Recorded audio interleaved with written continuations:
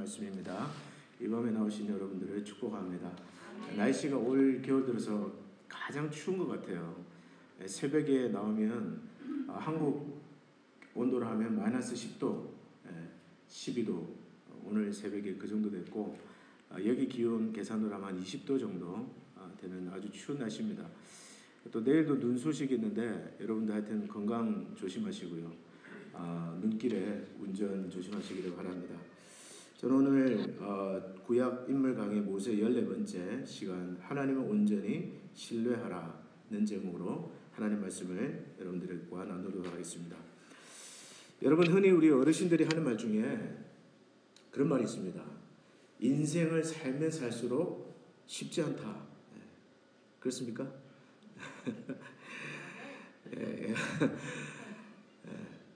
학교 다닐 때는 학교만 졸업하면 다 될 것 같아요. 학교만 졸업하고 하면 뭐든지 다 될 것 같습니다. 근데 학교를 졸업하면 어떻습니까? 취직이 문제죠. 당장 취직이 문제입니다. 군대 있을 때도 그래요, 여러분. 군대만 제대하면 다 될 것 같아요. 세상이 다 내 손 안에 있는 것 같습니다. 막상 군복 벗고 나오면 아무것도 없습니다.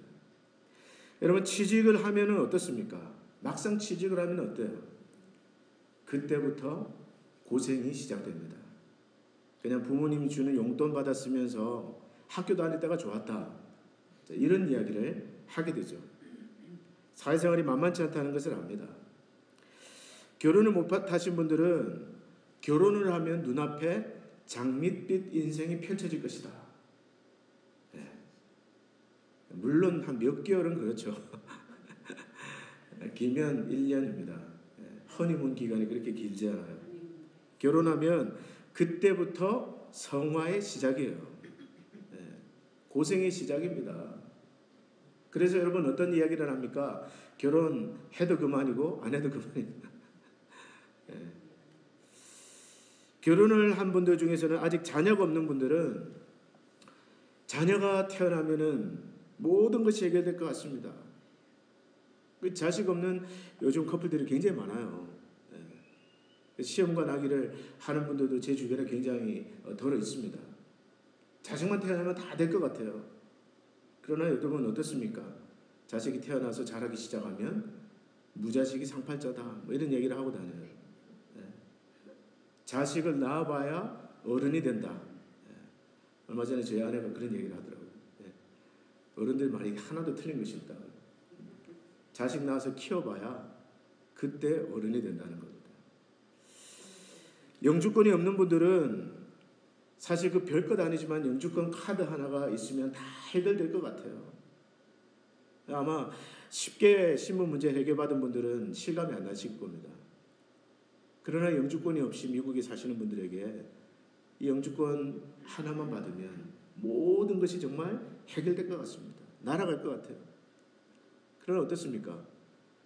그때부터 진짜 이민생활 시작되는 거예요.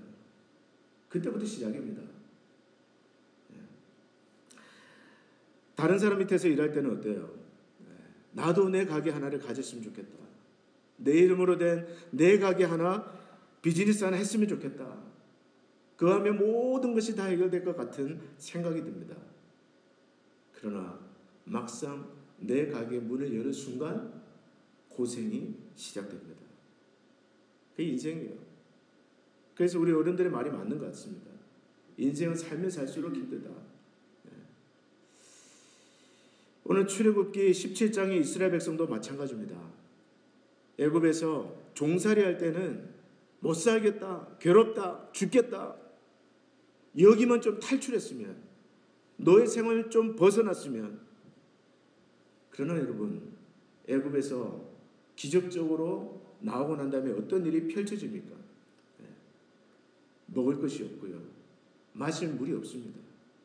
또 다른 종류의 고통이 시작되는 거예요. 그런가 하면 오늘 본문에도 하늘에서 만나와 메추라기를 비같이 내려주셨는데 오늘 르비딤 광야에 도착한 이스라엘 백성들에게 어떤 문제가 또 다가옵니까? 마실 물이 없고요. 또 물 문제 해결되니까 아말렉이라고 하는 이방 민족이 난데없이 쳐들어옵니다. 이것이 이스라엘 백성들이 지금 경험하고 있는 그런 문제예요. 우리 인생과 똑같습니다.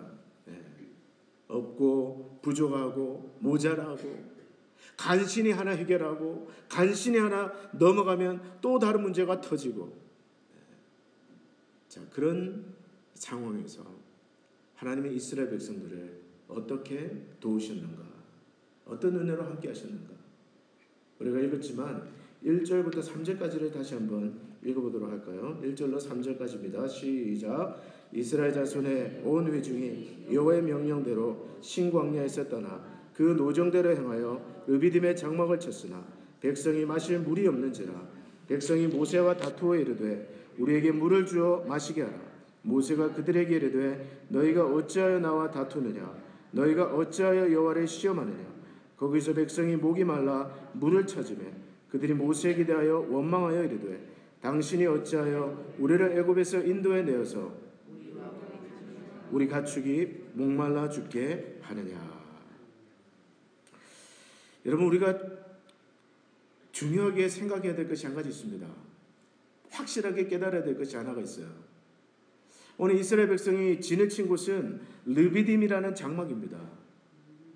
그런데 거기에 뭐라고 얘기하니까 물이 없더라. 물이 없더라. 오늘 말씀은 이스라엘 백성이 여호와의 명령대로 그 노정대로 행하여 르비딤의 장막을 쳤더라. 무슨 말이에요? 지난주에 나눈 말씀처럼 하나님의 인도를 받아서 간 곳입니다. 르비딤은 하나님께서 가라고 불기둥과 구름기둥으로 지시하셔서 순종해서 간 곳이에요. 근데 거기에 무엇이 없습니까? 물이 없어요. 여러분, 어떻게 이런 일이 가능할까요? 하나님께서 정말 인도하셨다면 모든 것이 완벽하게 준비되어 있어야 되지 않습니까? 물이 없는 곳에도 물이 넘쳐야 되지 않습니까? 푸른 초장이어야 되지 않습니까? 그런데 오늘 이스라엘 자손이 여호와의 명령대로 르비딤의 장막을 쳤으나 백성이 마실 물이 없는지라. 여러분, 이걸 우리가 잘 이해해야 됩니다. 하나님께서는 한 번도 우리에게 편안한 삶을 약속하신 적이 없어요. 나를 믿으라. 그러면 너희가 편안하게 살 것이다. 복음서를 보십시오. 예수님 그런 약속하신 적이 없습니다. 오히려 하나님은 언제 어떤 상황 속에서도 그것이 푸른 초장이든 사망의 음침한 골짜기든 내가 너희와 함께하리라. 이것을 약속하셨어요. 하나님은 편안한 삶을 약속하신 것이 아닙니다. 오늘 우리가 이것을 잘 기억해야 돼요. 예수 믿는다는 것은 편안한 삶으로 내 앞에 탄탄대로만 펼쳐진다는 것을 의미하지 않습니다. 오히려 어떻습니까? 잘 믿으면 잘 믿으려고 할수록 시련이 와요. 고난이 와요. 여러분이 교회를 안 다녔으면 당하지 않았을 그런 고난들, 시련들, 시험들,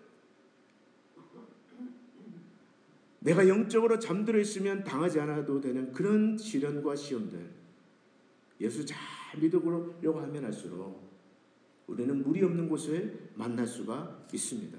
그러나 우리는 무엇을 기억해야 됩니까? 하나님께서 그 가운데서 여러분들과 저를 한 번도 떠나지 않겠다고 약속하신 것입니다. 내가 너희를 버리지 아니하며 내가 너희를 떠나지 아니하리라. 오늘 이스라엘 백성들도 마찬가지예요. 하나님의 인도를 받아갔는데 거기에 마실 물이 없습니다.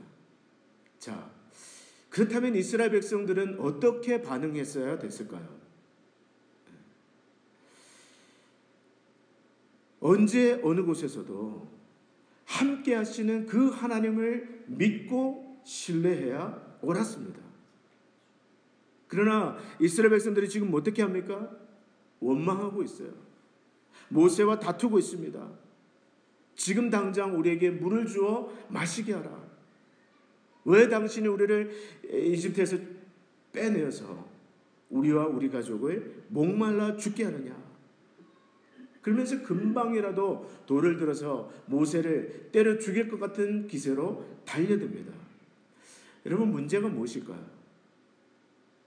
왜 이스라엘 백성들은 이처럼 습관적으로 원망하고 불평하고 있는 걸까요? 그 근본적인 이유를 따지고 들어가 보면, 깊이 들어가 보면 이 이스라엘 백성들 안에 하나님을 온전히 신뢰하는 믿음이 없다라는 것을 우리는 알 수 있습니다. 하나님을 온전히 신뢰하는 믿음, 지금도 함께하고 계시는 그 하나님, 비록 물이 없고 비록 먹을 것이 없고 고통스러운 순간에서조차도 그러나 하나님이 지금 여기 우리와 함께하고 계신다, 이것을 온전히 믿지 못했던 것입니다. 여러분, 사실 이스라엘 백성들의 반응을 마땅히 보였어야 될 반응, 만약에 이 이스라엘 백성들이 하나님을 온전히 믿었더라면 여러분, 그들은 무엇이라고 말을 했어야 됐을까요? 조금 고통스럽지만 우리 한번 참아봅시다. 견뎌봅시다.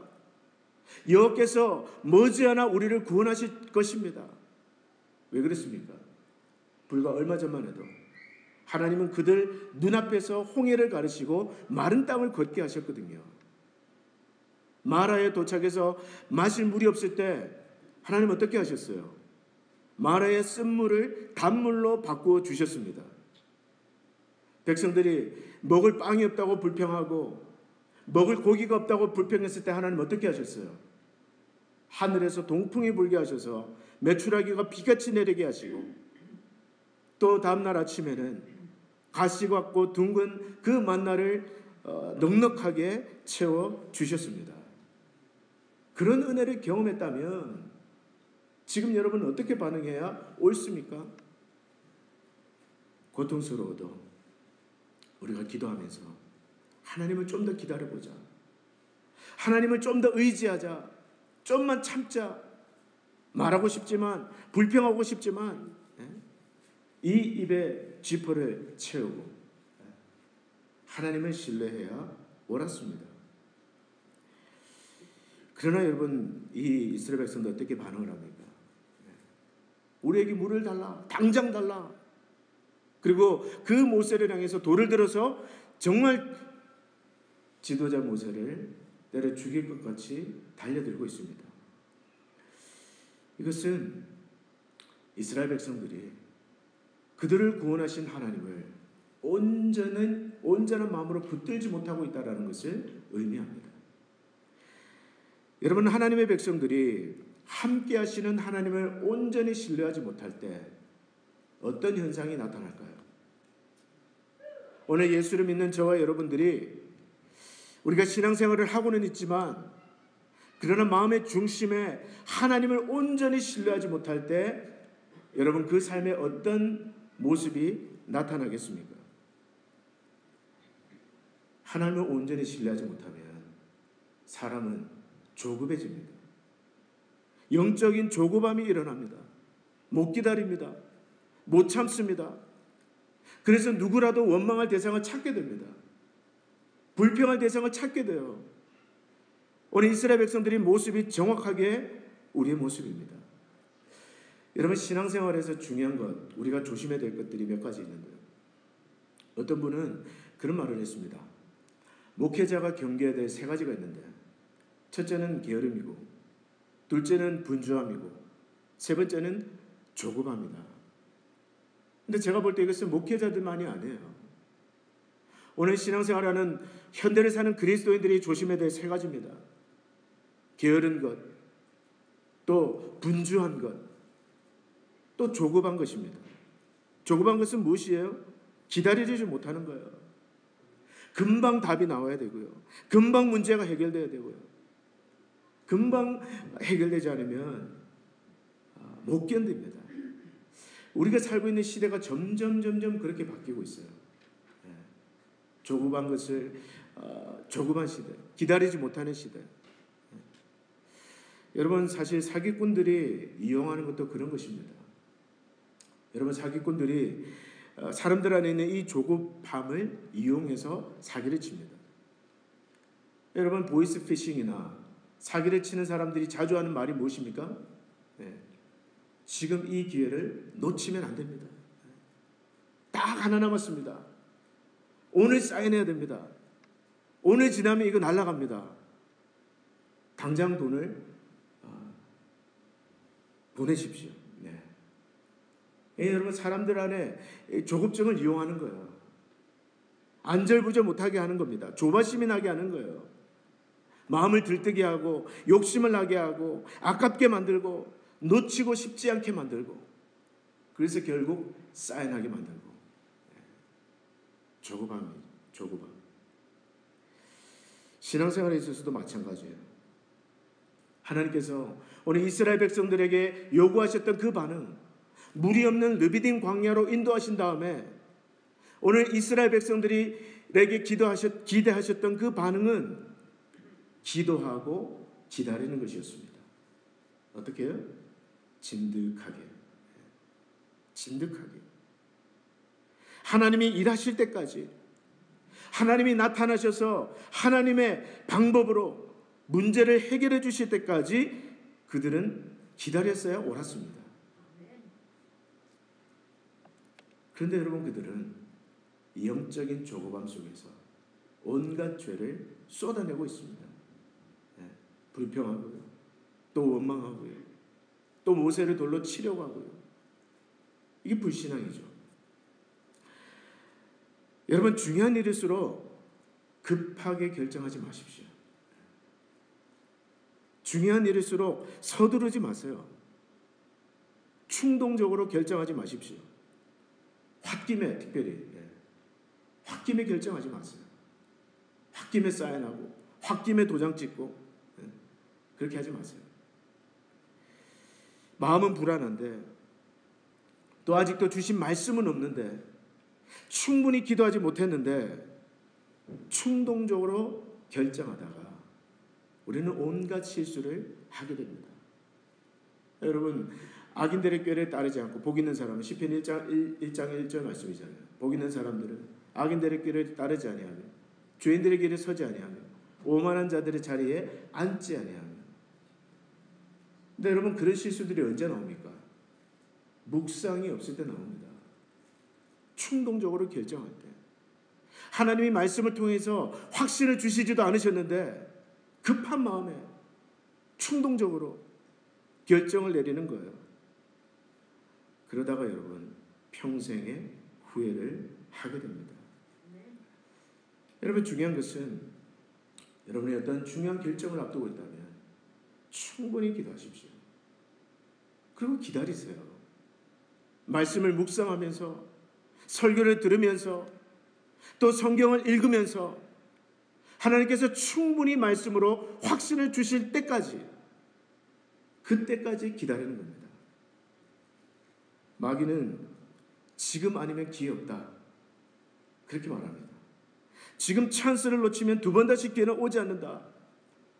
그러니 불법이든 편법이든 괜찮으니 무조건 잡으라. 충동하고 부추깁니다. 그러나 여러분은 아무리 급해도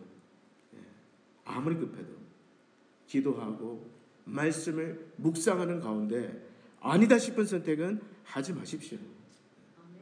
아깝다 싶어도 그냥 내딛고 가게 하세요. 붙들지 마십시오. 왜냐하면 하나님 더 좋은 것을 예비하고 계시기 때문입니다. 그래서 이사야 30장 18절에 이런 말씀이 있어요. 그러나 여호와께서 기다리시나니 이는 너희에게 은혜를 베풀려 하심이요 일어나시리니 이는 너희를 긍휼히 여기려 하심이라. 대저 여호와는 공의의 하나님이심이라. 무릇 그를 기다리는 자는 복이 있도다. 성경은요, 무릇 그를 기다리는 자 복이 있도다. 기다리는 사람. 시편 1장 2절 말씀에 여호와의 율법을 즐거워하여 그의 율법을 주야로 묵상하는 사람, 그런 자가 복이 있는 사람이라고 이야기합니다. 금방이라도 자신의 돌로 치려고 하는 이 이스라엘 백성들 앞에서 모세는 지금 무엇을 합니까? 아니, 모세는 무엇을 할 수 있을까요? 오늘 4절과 6절 말씀까지 읽어봅니다. 4절부터 6절입니다. 시작. 모세가 여호와께 부르짖어 이르되 내가 이 백성에게 어떻게 하리이까? 그들이 조금 있으면 내게 돌을 던지겠나이다. 여호와께서 모세에게 이르시되 백성 앞을 지나서 이스라엘 장로들을 데리고 나일강을 치던 내 지팡이를 손에 잡고 가라. 내가 호렙산에 있는 그 반석이 거기서 내 앞에 서리니 너는 그 반석을 치라. 그것에서 물이 나오리니 백성이 마시리라. 모세가 이스라엘 장로들의 목전에서 그대로 행하니라. 여러분, 모세는 물을 낼 수가 없습니다. 그렇죠? 모세는 하나님이 아니에요. 근데 이스라엘 백성들이 지금 모세에게 당장 내놔라고 요구하고 있는 것은 오직 하나님만이 하실 수 있는 그런 일입니다. 모세는 무엇을 할 수 있겠습니까? 이 상황에서 모세가 할 수 있는 것은 부르짖는 것밖에 없어요. 부르짖는 것밖에 없습니다. 기도밖에 없습니다. 그래서 오늘 4절은 말씀하기를 모세가 여호와께 부르짖어 이르되 내가 이 백성에게 어떻게 하리까? 어떻게 하리까? 그런데 그때 하나님께서 말씀하십니다. 너는 나일강을 치던 내 지팡이를 손에 잡고 가라. 그 지팡이는 하나님의 지팡이였습니다. 그리고 너는 그 반석을 치라. 거기에서 물이 나오리니 내 백성이 마시리라. 모세는 기도하는 가운데 들은 그 음성 그대로, 주님이 주신 말씀 그대로 가서 반석을 지팡이로 내리칩니다. 놀랍게도 그 반석에서 물이 터져 나오는 거예요. 여러분, 이것이 무슨 물입니까? 천연 안만수예요. 천연 안만수. 역사상 이스라엘 민족이 최초로 마셨습니다. 천연 안만수예요. 여러분, 기도의 놀라운 점이 무엇입니까? 기도는 우리 힘으로 하다가 막혔을 때, 답이 없을 때, 길이 안 보일 때, 한계에 부딪혔을 때 기도하면 하나님께서 역사하십니다. 답을 주시고요. 때로는 지혜를 주시고요. 내 한계가 여기까지면 하나님은 기도하는 자에게 하나님의 한계만큼 일하게 하십니다. 여러분, 기도는 놀라운 것이에요. 기도하면 여러분 정말 그런 복음서가 가사 있죠. 기도할 수 있는데 왜 염려하십니까?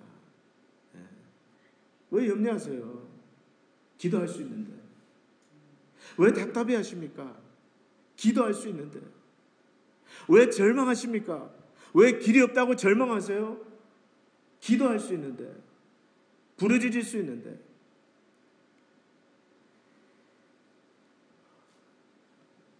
예전에 제가 읽었던 책 중에 목사님 전도가 너무 쉬워요. 저는 우리 교회 성도님들 한 분 중에서 이런 책 좀 썼으면 좋겠어요.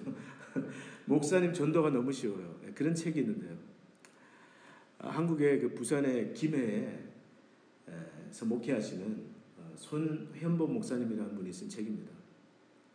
근데 이분에 대해서 간단하게 설명하면 그분이 김해에 있는 시골 교회에 20명, 30명 될 때 담임 목사로 부임을 하셨어요. 근데 그 교회 부임을 해서 전도하면서 믿지 않은 사람들을 전도하면서 교회를 성장시키는데 교회가 2,000명까지 성장이 됐습니다. 참 놀랍지 않습니까, 여러분? 예. 지금도 한 해에 세례를 1,000명에게 준대요.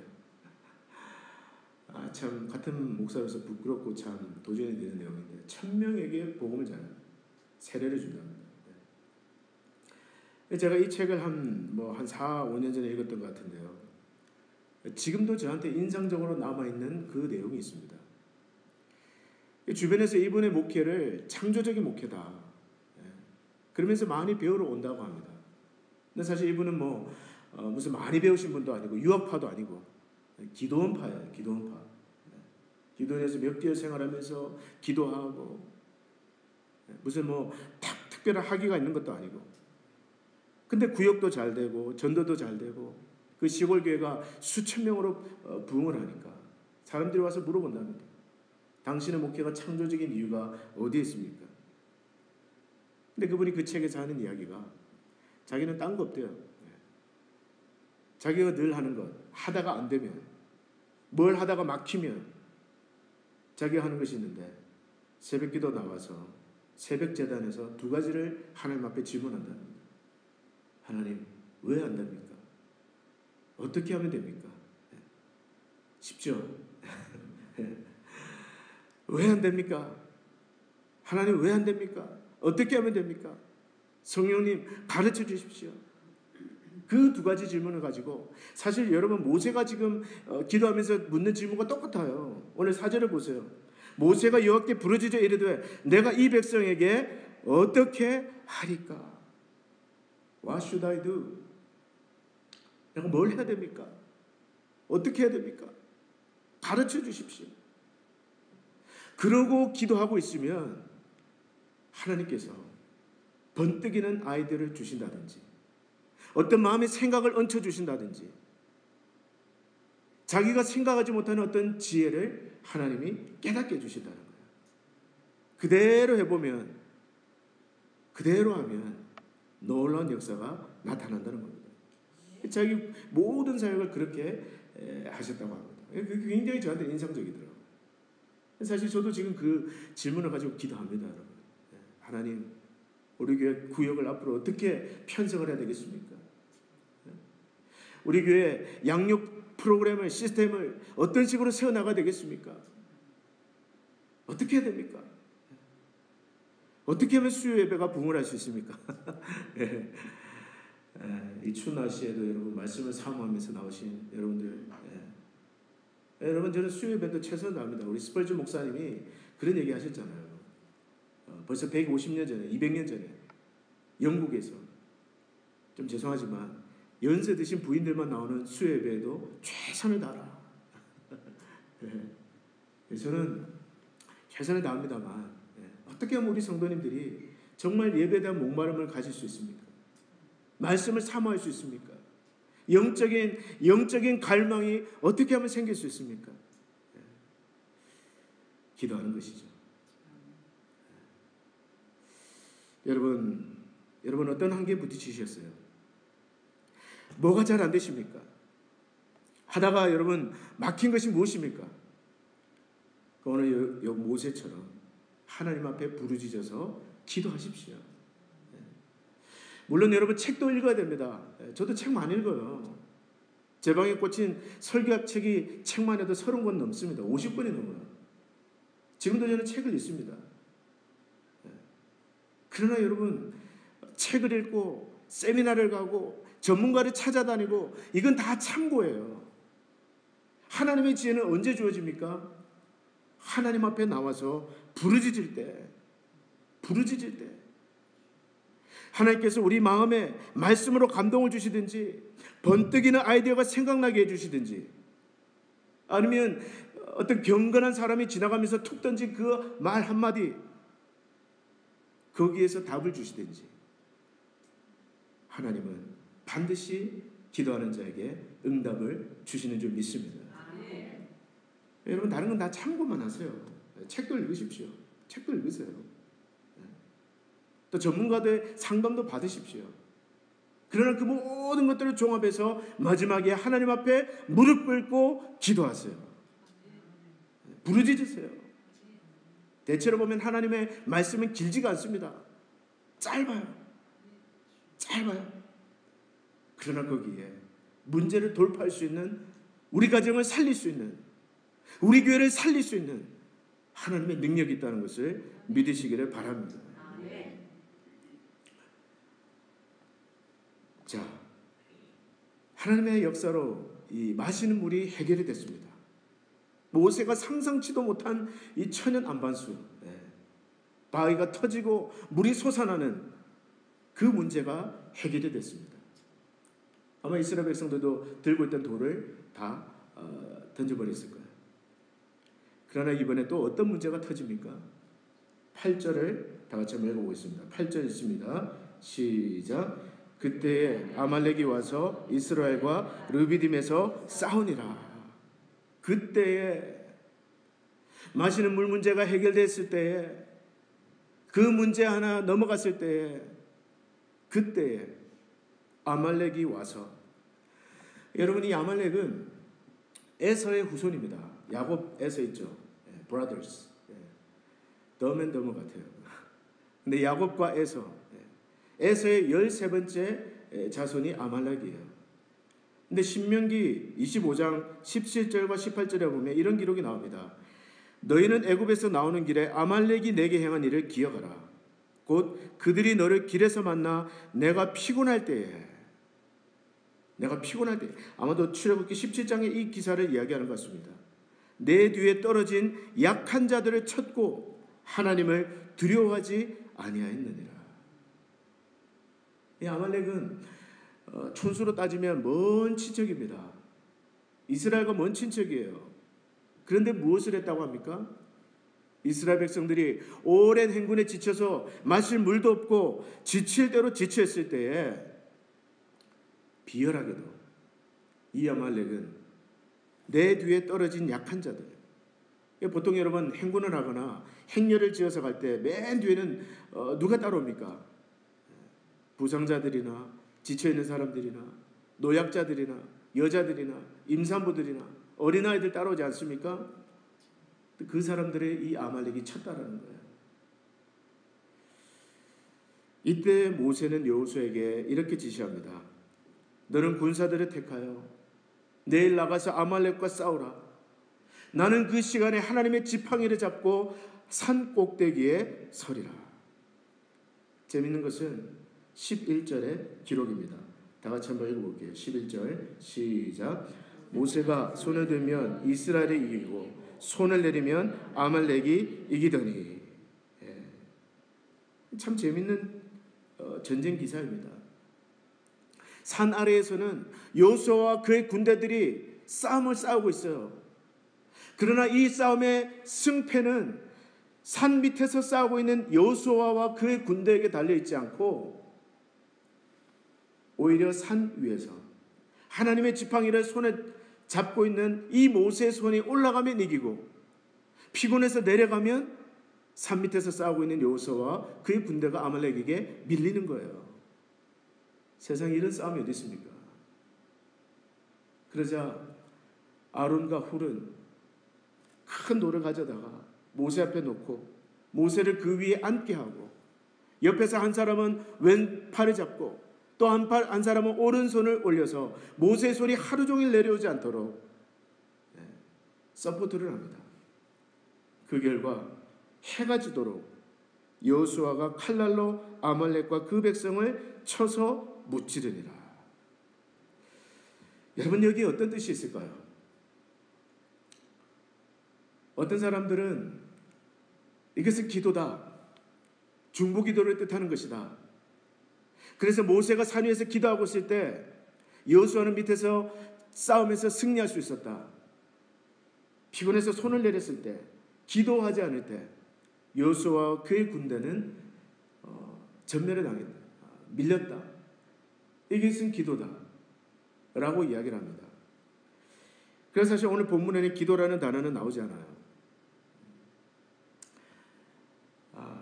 그러면 오늘 이 말씀에는 무슨 의미가 있는가?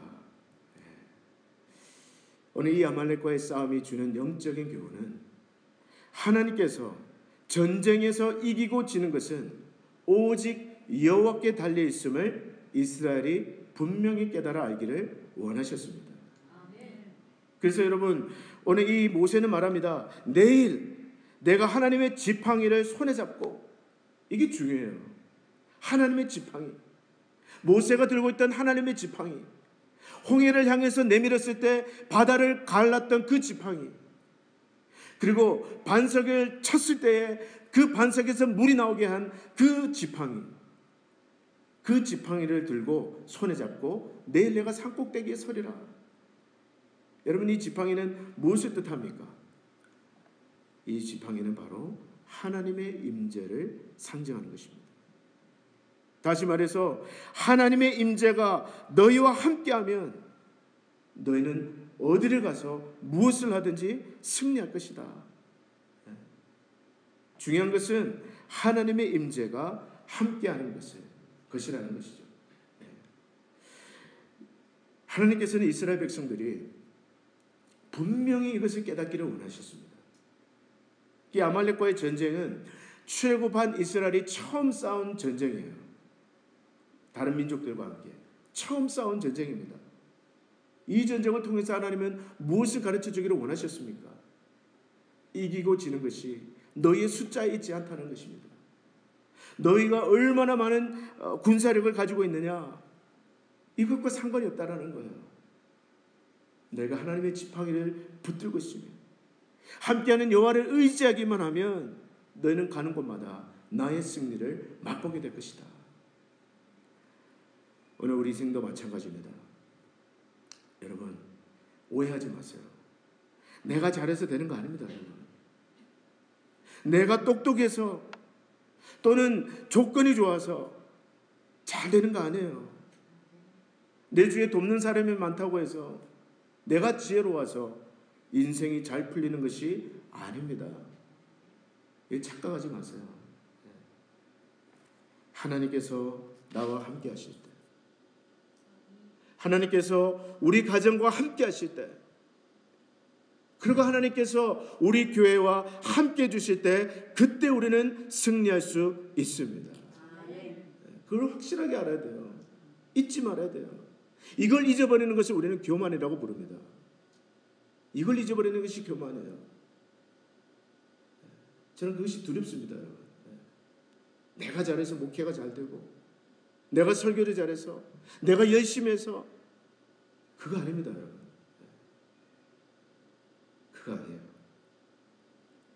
아무리 다른 조건이 좋아도, 모든 것이 완벽하게 갖추어져 있어도 하나님의 임재가 떠나면 우리는 철저하게 실패할 수밖에 없습니다.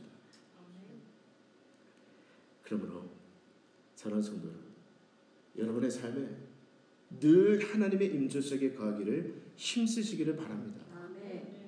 너희가 내 안에 거하고 내가 너희 안에 거하면 무엇이든지 원하는 대로 거하라. 그리하면 이루리라.